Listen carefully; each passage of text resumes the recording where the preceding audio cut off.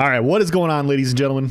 How is it going? I am istherenoonelse, and the video I'm bringing you today shouldn't come as a surprise, but I am doing another tier list. I was asked to do the first one for solo CP PvP, and people said, hey, well, you said it was going to be different for group play. What do you mean, like how would you rank them for group play? So we're here. This is going to be my thoughts on what I think the tier lists are for group play 2 to 4 man PvP. Now, larger groups, it would be a little bit different. I'm sure somebody's going to ask me to do those as well. When I do these tiers, guys, there are going to be some very specific combinations that, although I have some classes a little bit lower, it doesn't mean that they're bad in a duo. It just means that they need to be in a more specific duo. And you'll see what I'm talking about when I get to it, when I start explaining all the different classes. I'm going to value versatility quite a bit in this situation. So if a class can heal really well, if a class can be kind of tanky, dish out AoE damage, you know, because when you're in a 2 to 4 man group, the value of being able to support heal, especially severely outnumbered, really shoots up. Being able to have those off heals, being able to provide some AoE burst damage is very, very valuable in those sorts of situations to wipe out large groups of people quickly. And so we are going to evaluate it as such. So with that being said, let's dive into it. Now we're going to start with the S tier. And this should go as no surprise to you guys. Magical Warden. Magical Warden in group play is amazing. It is such a good class. Can abuse procs. It's got a lot of AoE. You give your entire group major protection when you go in with your Permafrost or Northern Storm. They make great healers. Lots of heal over time effects. You get a lot of major buffs, major heroism. You're very tanky. When you're staying in a group, like a damage dealing Magden can still provide a lot of support to their group via just having Trellis on their bar, or you know, just other class-based heals. Also just AoE damage, very, very effective. A couple of wardens together is nasty. Like one of the more nasty things that I've done in the last couple of patches is running 3 magical wardens, 2 with Arcasis, and just rolling Northern Storms over a porch and just destroying everything. Like it is a very, very good class. I don't think anybody would disagree with that. Yeah, in small group play, their one shortcoming, or what their one shortcoming can be, is sometimes they lack a little bit of solo burst, but that's offset in a group. If you focus on, you know, timing your burst with other people at the same time, that's offset. It doesn't really matter. And so that's why they shoot up here. S tier also, Magic and Necromancer. Magic and Necromancer is so good in group play. It's one of my favorite classes to play with. I'm not as good at it, but I like it when my buddies are playing it for a few reasons. Number one, a lot of classes have synergies attached to them. If you're running with like a Mag DK, their Talons and Standards has a synergy. Templars, they can drop a Nova, which is a synergy. A lot of classes have these sorts of damage dealing synergies, which are a ton of bursts. So a Necromancer can drop a vulnerability. They're already probably going to be using their Boneyard, which is a synergy as well. And they can, because the synergies operate outside of the cooldowns, they're going to be able to just do a ton of bursts that other classes can't really do. And so Magic and Necromancer is really good in that environment. Obviously, it's not just their pummeling Goliath that's really good. Their clown form is incredibly powerful. They make great healers. They're very tanky. They're very sturdy. They can stand in there and take a punch. They can provide off healing. A damage dealing Magcrow can still provide off healing. They provide so much to group play. So definitely S tier in my opinion. Just go right down the list. Stamina Warden. Stamina Wardens aren't really good healers, but they have AoE burst. Coordinated AoE burst is extremely valuable in 2 to 4 man group play. You can nuke a lot of people with 2 Stamina Wardens. You can nuke a lot of people with 3 to 4 Stamina Wardens. They're tanky. They do a ton of damage. I don't think this comes as a surprise to anybody that I have Stamina Warden this high. So do we really need to talk about Stamina Warden any further? I mean, I had a S tier for solo. They got AoE burst, and they're sturdy. So yeah. Stamina Necromancer, also S tier. Same reason. The classes function similarly. Blastbones versus Sub-Assault. Dawnbreaker versus, like, I think Necromancers may provide a little bit more than stamina wardens do, just a little bit. Like major protection versus vulnerability, I would take the vulnerability personally, but to each their own. I mean, they're both extremely valuable, so yeah, I think we have them in S tier as well. Very, very tanky also. They can abuse procs. They're a top tier 1v1 class. There's just everything in a 2 to 4 man group that you would want with a stamina necromancer you can equip and make it valuable. So there'll be times where, you know, I'm playing with my buddy on my stamina necromancer, or we're fighting 4, 5, 6 people, and I have a current layout where I'm running Dawnbreaker and Spell Wall, and all of a sudden we're getting zerged by 12 to 16 people nonstop, and it's like, you know what? I'm throwing the vulnerability ult. You could do that because it's available in the kit, and that's the nice part about Necromancer. You know, there's some aspects to Necromancer and Ward that need to be brought down, in my opinion, but the utility is extremely valuable. I wish more classes had this type of utility to where you could go from single target to AoE and you could still be effective. That's something I don't want to see any class lose. Like, I like being able to switch, like that versatility is nice. And so hopefully when the class adjustments come, they don't adjust that and they buff other classes so that they also have single target and AoE. But I digress.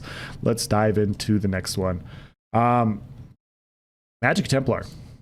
I know some people are going to be a little surprised that I have it this high because in solo I have it low.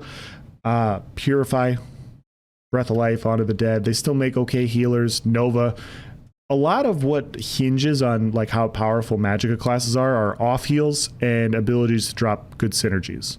Like ultimate, like classes that can drop ultimates that have good synergies are going to be nice.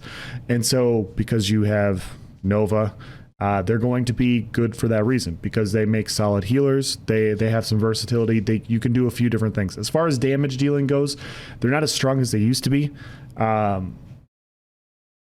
yeah, I still have no problem playing with another Magicka Templar in 2 to 4 man PvP. They can stand their ground. They can provide off heals. They can provide a lot of support. Their burst isn't as good, but still, they're really good. In my opinion, they're really good in 2 to 4 man play for that reason. Sweeps is AoE, so it's nice being able to hit a bunch of people. Yeah. Mag DK.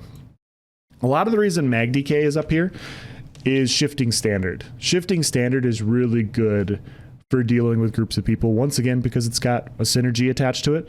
But even if you're not running with somebody with Harmony, the Shackle synergy with the dot with Standard is really, really nasty for dealing with a lot of people. It's really valuable. It's super nice to have when you're walking around at a tower with 2 to 4 people and you're able to just drop this, activate Shackle synergies, and really lock people in place and just wear on them. It's a way to drain the other group's stamina also, while also providing burst, because yeah, it's a synergy and it operates outside of global cooldowns. Synergies are very powerful in group play. Mag DKs have it with Talons and Standard, so very, very nice for that reason. I have them up here for that. Also, they're very sturdy. They can stay alive really well. Slotting Inhale in large outnumbered PvP really makes Mag DKs tough to take down.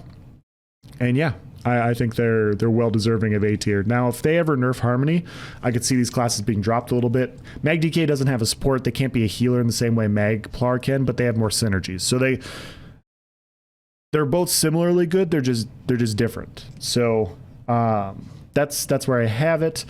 The next one's Stamsork in A tier. Now, Stamsork's a little bit more sturdy than Magsork right now. A damage dealing Stamsork is a little bit more sturdy than a damage dealing Magsork. They also have Negate. They have Streak. Obviously Stam classes have Spin to Win. There's a lot of things going for a Stamsork. You can make some really good utility builds. Obviously, one of the biggest streamers on ESO is Fangrush, who plays Stamsork. A lot of really good small group play builds can come from running a Stamsork. So you can adjust your food. You can be more of a support build. You could be a support / DPS. You have some utility on the class. And Negate is extremely valuable for taking out larger groups because you negate healers. They can't heal. They got to get out of the area.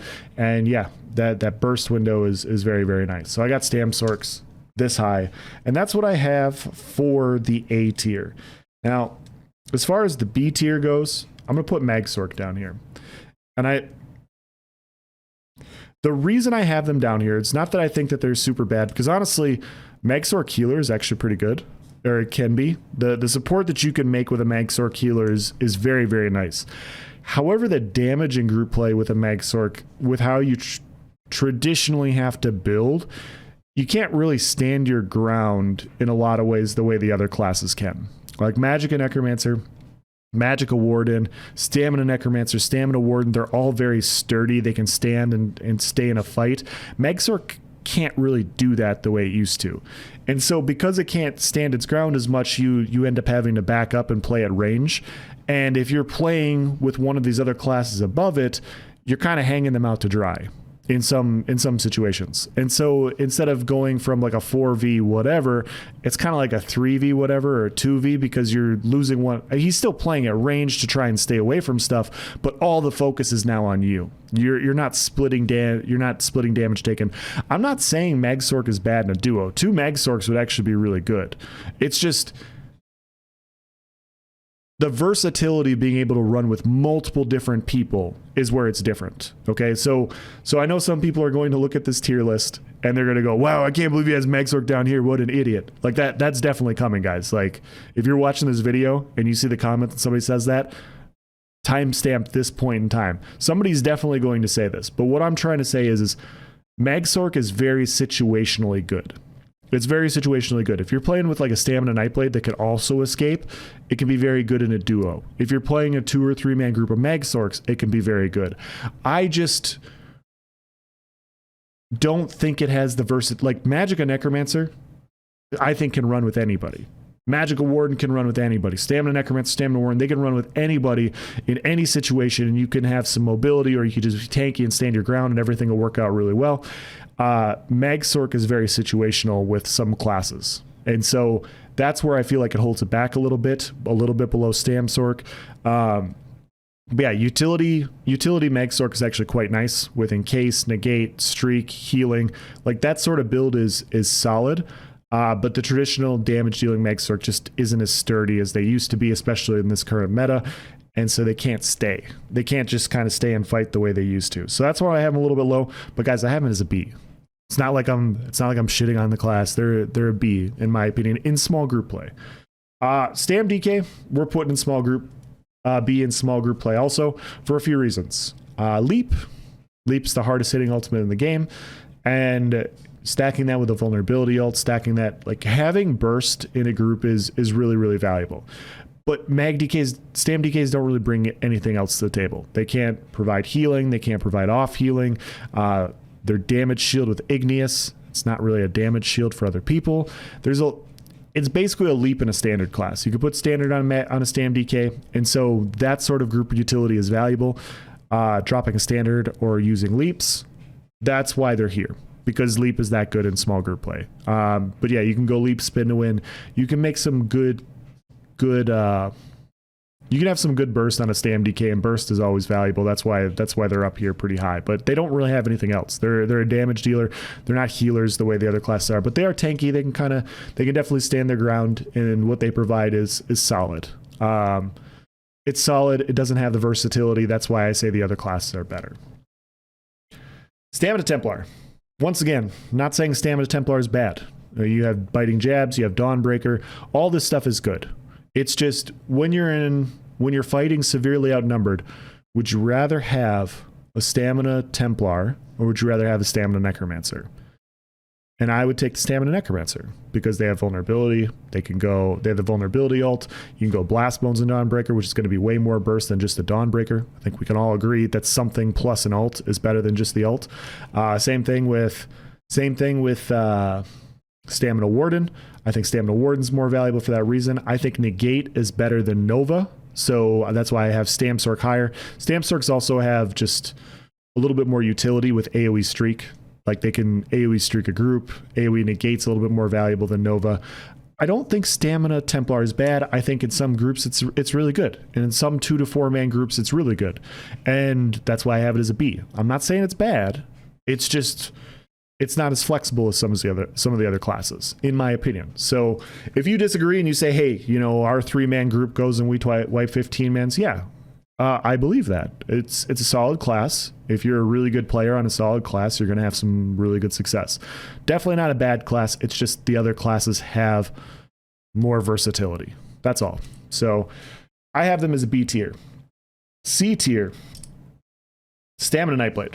Now, Stamina Nightblade I had as A tier in solo PvP because their ability to bounce, kite, shade, all those other sorts of things.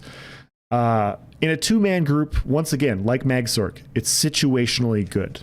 It's situationally good in that in some two-man groups, it can be extremely effective to go out and nuke snipers or nuke a bomber or do something like that. But other classes do it better. They don't have AoE healing support. They don't have really any other support outside of killing something potentially fast. And the other problem is if the Nightblade is using cloak, you're once again removing yourself from a fight and you're making other people focus you. I'm going to use kind of the same terminology that they talked about in like high MMR BGs. Nightblades aren't typically a popular class for high MMR BGs because they end up drawing the attention to the other three people. The Nightblade will stay alive, but they don't do anything to help the group. And so oftentimes like you'll watch some streamers and they'll be like, oh shit, we got a Nightblade on our team. So doesn't mean that player is bad. It's just that's just how the class functions. And so in a lot of situations where you're playing with like a Stamina Warden or Stamina Necromancer, if you can nuke people and bounce in and out and that person can stay tanky and survive, you're going to be okay.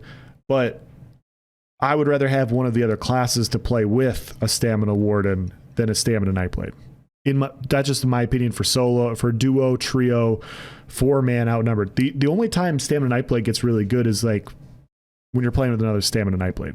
When you have the same mobility, then if you want to talk about like duo combinations, duo Stam Nightblade's pretty rough to deal with. Like it's very rough to deal with. And so that in that situation, it can jump higher, but that's just one combination of a group, like a group that would be good.